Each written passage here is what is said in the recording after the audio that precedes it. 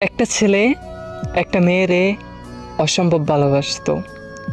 বলতে পারেন মেয়েটার জন্য ছেলেটা নিজের জানটাও দিতে পারতো, কিন্তু মেয়েটা ছেলেটার সাথে শুধুই টাইম পাস করতো।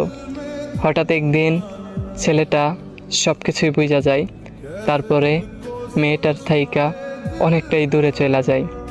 ছেলেটা জানি তারপরে কেমন হয়ে যায়, কারো কথা সহ্য করতে পারে না, কারোর সাথে কথা বলে না, কেমন জানি চাপা স্বভাবের হয়ে গেছে। সেই ছেলেটা আর কেউ না, আমি নিজে। একটা ছেলে একটা মেয়েরে অসম্ভব ভালোবাসতো। বলতে পারেন মেয়েটার জন্য ছেলেটা নিজের জানটাও দিতে পারতো, কিন্তু মেয়েটা ছেলেটার সাথে শুধুই টাইম পাস করতো। হঠাৎ একদিন ছেলেটা সব কিছুই বুঝা যায়, তারপরে মেয়েটার থাইকা অনেকটাই দূরে চলে যায়।